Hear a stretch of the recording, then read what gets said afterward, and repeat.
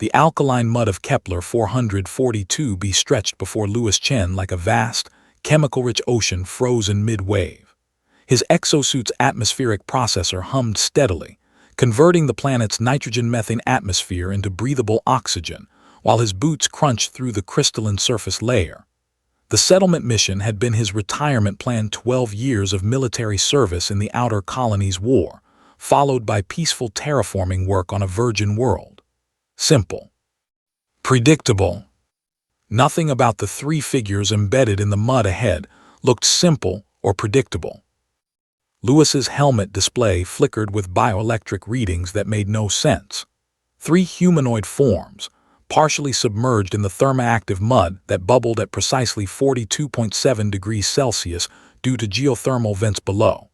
His suit's medical scanner painted them in layers of spectral analysis. Bone structure denser than human standard, musculature composed of twisted protein chains he'd never seen in any xenobiology database, and most impossibly, scales. Not skin, scales. "Command, this is Survey Team 7 Alpha, Louis Chen reporting." His voice crackled through the quantum-entangled comm system back to the colony hub 15 kilometers west. "I have three unidentified biological entities at coordinates Delta 97, humanoid configuration, vital signs, unstable but present." The response came through Ana Rodriguez's calm, measured tone. She'd been his squad medic during the war and now served as the colony's chief xenobiologist. "Define humanoid, Louis. We haven't detected any indigenous complex life on this rock." Louis zoomed his helmet camera, streaming direct footage.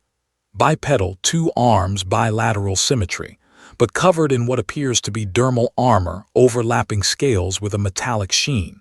Iridescent, blues and silvers mostly.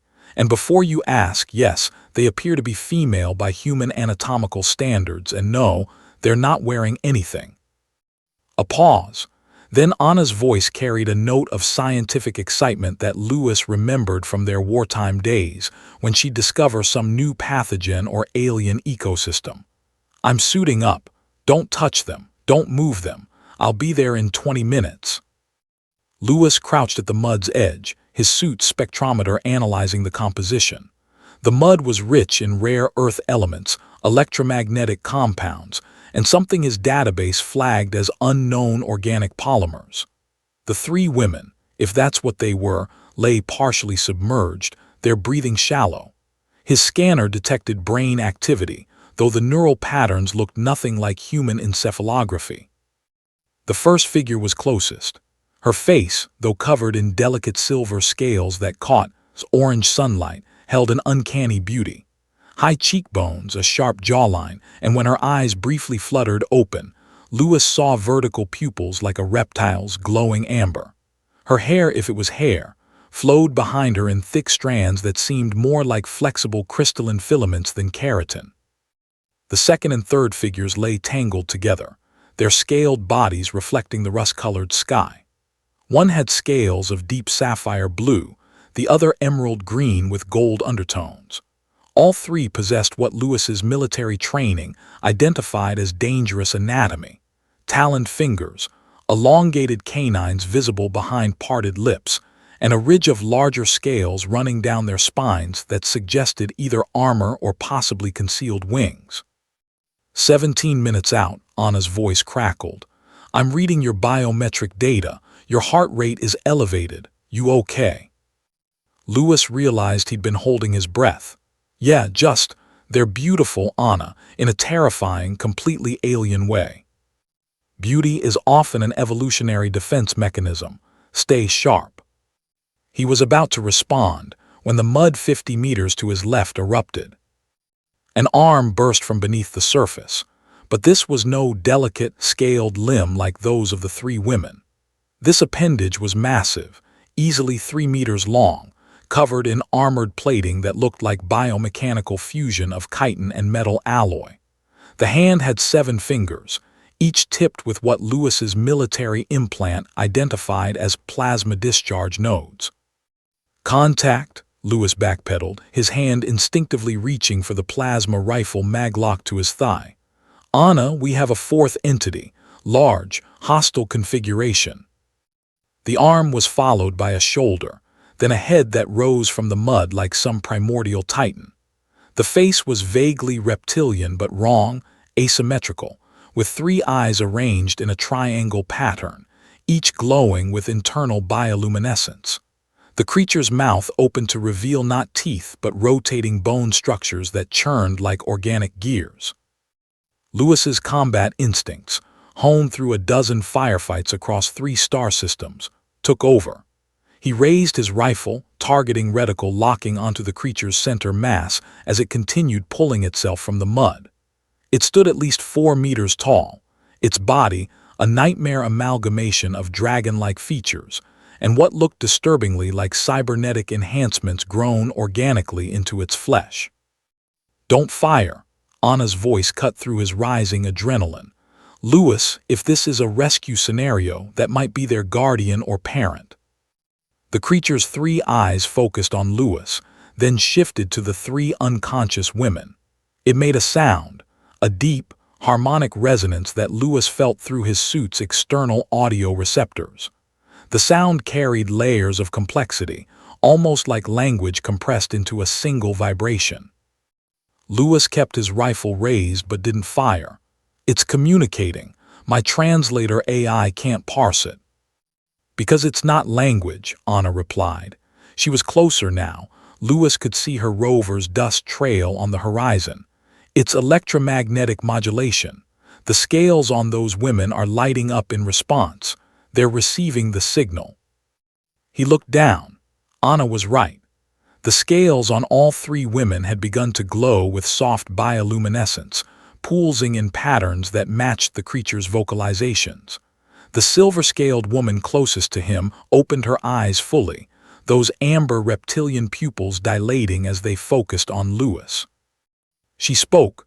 The words came out as harmonic layers, similar to the creature's sounds but softer, more melodic. Lewis's translator AI struggled, then produced a rough approximation. "Danger, sky, hide, saved us." "I'm not your enemy," Lewis said slowly, lowering his rifle slightly. "You're on Kepler 442b, human colony world. Do you understand?" The large creature took a thunderous step forward, and Lewis raised his weapon again. But the silver-scaled woman held up a hand, a gesture so universally recognizable that it transcended species. She struggled to sit up from the mud, her body trembling with effort. Anna's rover skidded to a stop behind Lewis, and she emerged in her medical exosuit, carrying portable scanning equipment. Her eyes went wide behind her helmet's transparent faceplate. "Holy Mother of Darwin!" "Analysis first, religious exclamations later," Lewis muttered, not taking his eyes off the large creature. Anna approached slowly, her medical scanner painting the air with holographic data. "The mud, it's not just mud. It's a stasis medium. These are crash survivors, Lewis. Look at the electromagnetic signature 15 meters down. There's wreckage, a ship." Lewis's helmet display adjusted, penetrating beneath the surface with ground-penetrating radar. Anna was right. The twisted remains of what might have been a spacecraft lay buried in the thermoactive mud, its hull fractured and scattered. "They crashed," Lewis said. "The mud preserved them." "Not just preserved, healed." Anna pointed to her scanner readouts. "The organic polymers in this mud are interacting with their cellular structure. It's like a natural medical gel, but 1,000 times more sophisticated. Their injuries are regenerating."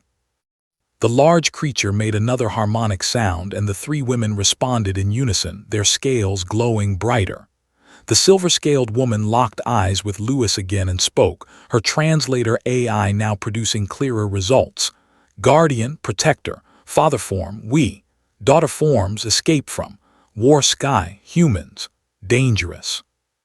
Lewis lowered his rifle completely and mag-locked it to his thigh. He knelt down, bringing himself to eye level with the woman. "Humans can be dangerous, but so can anyone. We're not your enemy unless you make us yours. Anna joined him, her medical instincts overriding caution. She extended a hand slowly. I'm Anna, he's Louis. We're colonists here. Scientists and builders, not soldiers. She paused. Well, Louis was a soldier, but he's retired. The silver-scaled woman studied Anna's outstretched hand, then reached out with her own taloned fingers. The moment their gloves touched, Louis's helmet display lit up with data transfer indicators. The woman was transmitting information directly through electromagnetic induction. Anna's eyes widened. Louis, she's showing me. Their species. They call themselves the Dracovex.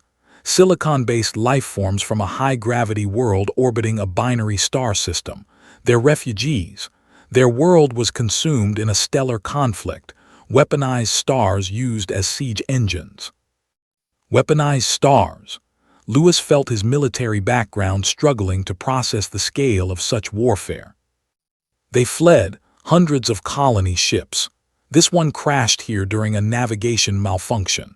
That's their guardian, a bioengineered protector grown from their father's genetic template. It kept them alive, found this mud, knew it would preserve them until rescue came. The blue-scaled and green-scaled women were now sitting up as well, their eyes focusing on the two humans. The guardian rumbled again, and the silver-scaled woman translated through the electromagnetic link to Anna. Rescue has come. Humans, except refugees. Louis and Anna exchanged glances. This was far beyond their authority, but Louis had seen enough war to know what desperation looked like, regardless of species. He'd seen human refugees fleeing burning colonies, eyes hollow with loss. These Dracovex women had the same look. I can't speak for the colony council, Louis said honestly, but I can speak for myself. You're not dying on my watch, not after surviving a stellar war and a crash landing. Anna nodded. Agreed. We'll bring you back to the colony, medical treatment, food, shelter. Then we figure out the politics. The Guardian's three eyes studied them for a long moment. Then the massive creature did something Louis never expected. It bowed. A deep, formal bow that spoke of profound gratitude across the gulf of evolutionary divergence. The silver-scaled woman smiled, revealing those sharp teeth, but it was genuine. Humans, humanity, fuck yeah. Louis blinked. Where did you hear that phrase?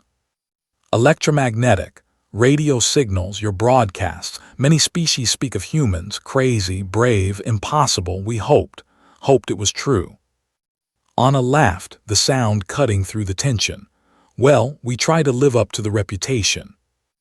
As they began the careful process of extraction, getting the three Dracovex women and their guardian onto transport platforms, Louis thought about the title humanity had earned across the galaxy.